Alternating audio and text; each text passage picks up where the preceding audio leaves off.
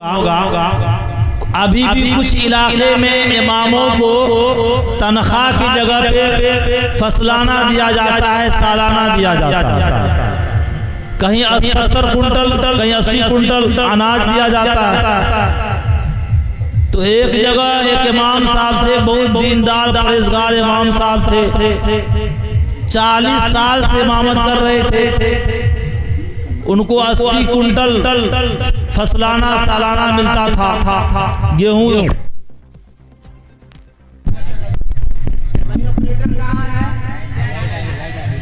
अच्छा माशाल्लाह। तो कहने का मतलब यह है कि उनको 80 कुंटल जो मिलता था, तो बसा औकात ऐसा होता है कि कुछ लोग जिसका कोई काम नहीं मिलता है वो इमाम साहब के पीछे पड़ जाते हैं। कभी कभी तो ऐसा भी कहता है कि लोग जब इमाम साहब को हटाने का मन होता है तो कहते हैं कि इमाम साहब आपका पांव नमाज में आगे पीछे हो रहा है। अगर इमाम साहब लंबी सूरत पढ़ा देते हैं तो कुछ लोग ये कहते हैं कि इमाम साहब को खाना और सोना कोई काम तो है नहीं, जो सूरत मन आता पकड़ लेता है। अगर इमाम साहब छोटी सूरत पढ़ा देते हैं तो कहते हैं ये इस इमाम को खाली कुल अल्लाह याद है, कुल अल्लाह के अलावा कोई दूसरी सूरत याद नहीं। इमाम साहब अगर मुड़ी उठा के चलते हैं तो कुछ लोग ये कहते हैं बाप खतरनाक इमाम साहब है, वो चक्का लगा है तो मुड़ी उठा के चल रहा है। इमाम साहब अगर मुड़ी गिरा के चलते हैं तो क्या कहते हैं बाप ये तो मुड़ी गोता है, ये खतरनाक है, ये दूर तक देख रहा है। तो बैठे गए वो 40 साल से बेचारे इमामत कर रहे थे, परहेजगार थे। कुछ लोगों ने उनको हटाने की साजिश की, तो जो उस महफिल में उनके खास बैठे हुए थे उन्होंने कहा कि भाई इमाम साहब को हटाइएगा, कुछ खामियां होगी तब ना हटाइएगा, क्या बहाना मारिएगा। तो उन्होंने कहा आसान बात है, अरे हर साल 80 कुंटल देते हैं, इस बार 40 कुंटल देंगे। इमाम साहब खुद गुस्सा मार करके इस्तीफा देके चले जाए। ये मीटिंग हो रही थी, मशवरा हो रहा था, ज़ोहर की अजान हो गई थी, सब लोग नमाज पढ़ने के लिए गए, नमाज का भी वक्त हो गया। इमाम साहब के बगल में इमाम साहब के जो खास लोग थे वो बैठ गए और इमाम साहब के कान में कहते इमाम साहब एक बात मालूम है। इमाम साहब ने कहा क्या? कि आपको हटाने की साजिशें चल रही है और जमात का वक्त भी हो गया था। इमाम साहब ने जल्दी से पूछा क्या हटाने का कोई बहाना तो होगा? तो उन्होंने कहा क्या कि आपको जो 80 कुंटल मिलता है सालाना फसलाना, इस बार 40 कुंटल मिलेगा। आप गुस्सा में आकर खुद इस्तीफा दे दें।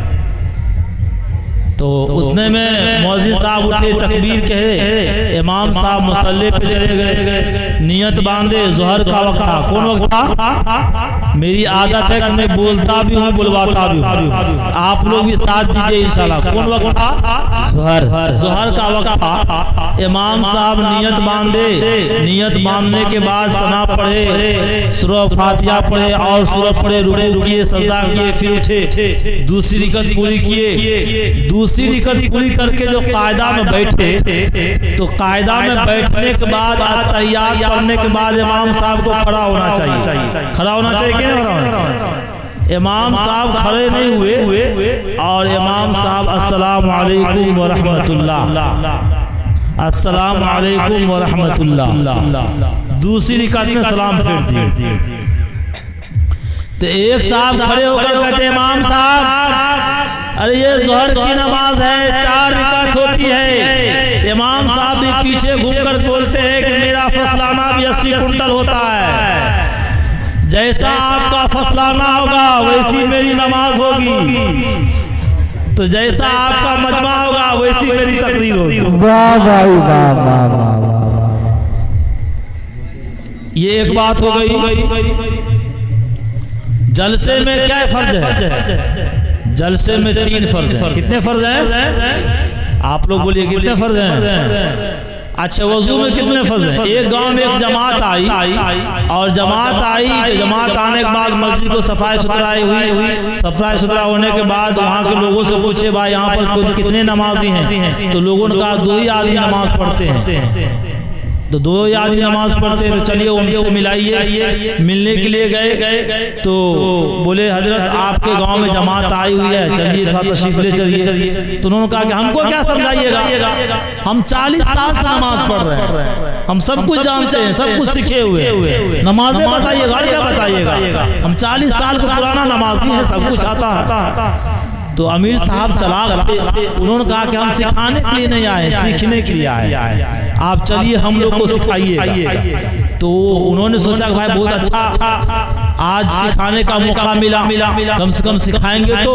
अब वो नमाजी साहब दोनों आदमी गए मस्जिद गए। तो अमीर साहब ने कहा कि जनाब गुस्ल में कितने फर्ज हैं? तो उसमें से एक ने कहा कि 10 फर्ज। तो अमीर साहब ने कहा नहीं, तो कहा 10 नहीं मानिएगा 20 मान लीजिए। तो फिर अमीर साहब कहा 20 नहीं मानिएगा 30 मान लीजिए। फिर अमीर साहब कहे फिर कहेगी 30 नहीं मानिएगा 40 मान लीजिए। तो 40 भी नहीं मानिए। तो फिर दूसरे वाले जो थे बोले अरे भाई 40 नहीं मानिएगा तो 50 मान लीजिए, 50 भी नहीं मानिएगा तो 60 मान लीजिए। उन्हीं के बगल में एक छोटा बच्चा बैठा हुआ था, गालिबन वो किसी मकतब या मदरसा में पढ़ रहा था। उन्होंने कहा कि अमीर साहब अगर आप इजाजत दीजिए तो मैं बताऊं कि वो गुस्ल में 3 फर्ज। अब वो नमाजी साहब जो थे एक चाटा खींच कर उस बच्चे को जमा दिया और बोले नालायक, जब ये अमीर साहब 40, 50, 60, 70 को नहीं माने तो तुम्हारे 3 फर्ज को कैसे मान लेंगे? वाह वाह वाह, क्या। उसी तरीके से जलसे में भी 3 फर्ज हैं, ये बात याद रखिएगा। पहला फर्ज तो ये है कि स्टेज पर उलमाए किराम भरे हुए हो, स्टेज उलमाए किराम से सजा हुआ। दूसरा फर्ज ये है कि मजमा खचाखच हो। और तीसरा फर्ज ये है कि नाज़िम जलसा मौलाना रहमतुल्लाह साहब की तरफ बैठे गए। आइए मेरे मोहतरम बुजुर्गों, और मैं ये कोशिश ये करूंगा कि चंद मिनट गुफ्तगू होगी और ऐसी बात होगी कि इंशाअल्लाह हमारे लिए भी फायदामंद होगी और आपके लिए भी फायदामंद होगी। बस अज़्म ये करना है कि इंशाअल्लाह बिल्कुल दिल जमी के साथ सुनेंगे, इंशाअल्लाह सुनेंगे भाई। ऐसे भी एक मुक़र्रिर थे, जब वो तकरीर करते थे तो इतना हार्ड उर्दू बोलते थे कि सामीन के सर से गुजर जाती थी। एक मर्तबा के देहात में उनका प्रोग्राम हो गया, जब वो तकरीर करना शुरू किए, मैं पहले कहा था कि उनकी आदत थी कि आंख बंद करके तकरीर करते। तकरीर शुरू किए, आंख बंद किए और खत्म करने की बारी आई तो जैसे ही आंख खोलते हैं तो देखते हैं पूरा मजमा गायब हो गया, एक आदमी बीच में बैठकर रो रहे हैं। उन्होंने अल्लाह का शुक्र अदा किया कि अल्लाह ताला तेरा फजल है, करम है कि इस मजमा में कम से कम एक आदमी तो मेरी तकरीर समझने वाले हैं और समझकर रो रहे हैं। तो वो रोने वाले शख्स जो थे उन्होंने कहा कि मौलाना साहब ऐसी बात नहीं है, दरअसल बात ये है कि जिस कुर्सी पर बैठकर आप तकरीर कर रहे हैं वो कुर्सी मेरी है और उसी के इंतजार में मैं बैठकर रो रहा हूँ कि जल्दी आप कुर्सी पर से हटिए, मैं कुर्सी लेकर घर जाऊँ। मुझे लग रहा है कि ऐसे इरादे में कोई नहीं आए। इंशाअल्लाह इरादा ये है कि इंशाअल्लाह दुआ लेकर जाएंगे इंशाअल्लाह। आइए एक शेर पढ़ता हूँ कि चाक है जिगर फिर भी आए हैं रफू करके, चाक है जिगर फिर भी आए हैं रफू करके और जाएंगे हकीकत से तुझको रूबरू करके। चाक है जिगर फिर भी आए हैं रफू करके जाएंगे हकीकत से तुझको रूबरू करके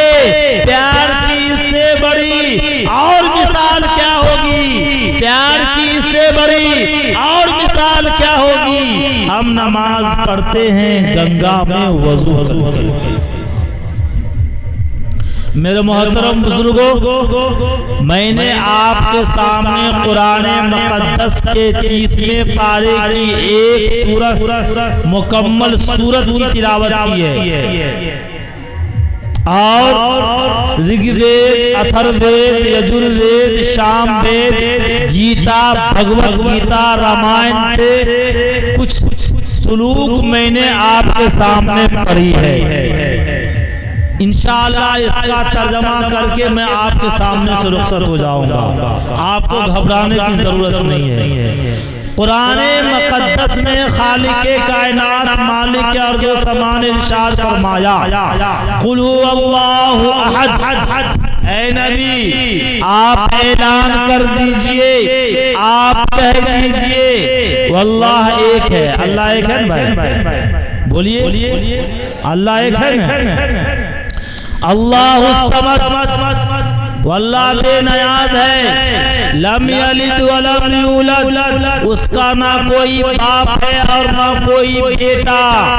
वलम यकुल लहू कुफुवन अहद, उसका ना कोई हमसर है, उसका ना कोई साजी है, उसका ना कोई शरीक है। अगर इस मजमा में हमारे बिरादरान वतन होंगे यानी हिंदू भाई होंगे, उनके पास अगर आप कुरान मुक़द्दस का तर्जमा बयान करेंगे तो हो सकता है आपसे दलील मांगे और आपको कहे कि दलील से मुझे समझाइए कि ईश्वर अल्लाह एक कैसे है। मेरे मोहतरम बुजुर्गों, जब ये नाचीज यूपी के सरजमीन पर गया, यूपी की सरजमीन पर एक बिरादरान वतन ने मुझसे सवाल किया कि अब्दुल जब्बार कलीमी साहब, ईश्वर एक है, अल्लाह एक है, आपने साबित किया, हमको दलील से समझाइए। इसलिए कि हमने अल्लाह को देखा नहीं, हमने ईश्वर को देखा नहीं, हमने परमात्मा को देखा नहीं, हमने गॉड को देखा नहीं, तो हमको तो समझाना पड़ेगा ताकि हम मान जाएं कि अल्लाह एक है। आइए मेरे मोहतरम बुजुर्गों, कुरान डंके के चोट के साथ ऐलान कर दिया, कुल हुवल्लाहु अहद। ए नबी आप ऐलान कर दीजिए, आप कह दीजिए अल्लाह एक है। हमारे बिरादरान वतन के पास एक पुस्तक है, धार्मिक पुस्तक है, जिसका नाम अथर्ववेद है। आइए आपके सामने अथर्ववेद को खोलते हैं, उसको पलटते हैं, उसमें लिखा हुआ मिलता है सएशा एक विरदी का वो ईश्वर एक है, हकीकत में वो एक ही है। मेरे मोहतरम बुजुर्गों, और आगे बढ़ते हैं, हम अपने बिरादरान वतन से प्यार से मिलकर उनके पास जो पुस्तक है उनसे मोहब्बत से कहते हैं कि भाई आप थोड़ा सा अपनी पुस्तक दे दीजिए। मेरा घर कुशेश्वर स्थान है, आपको मालूम होगा जब मैं यहाँ आया, हमारे मिलने जुलने वालों ने, हमारे दोस्तों अहबाब ने, हमारे बड़े भाई मौलाना महबूब साहब मज़ाहिरी ने कहा कि हमारे इस गांव के अंदर, इस समाज के अंदर हमारे हिंदू भाई भी हैं और बहुत प्यार मोहब्बत के साथ जिंदगी गुजारते हैं। लिहाजा बात होगी तो प्यार की बात होगी, मोहब्बत की बात होगी, उल्फत और उनसियत की बात होगी। तो मैं उनको उस वक्त तो कुछ नहीं कहा, मगर बजर मैं पर अलल ऐलान कर रहा हूँ कि मौलाना महबूब साहब मज़ाहिरी और दीगर उलमाए किराम कि मेरा घर भी कुशेश्वर स्थान है और कुशेश्वर स्थान में तकरीबन 30,000 से ज्यादा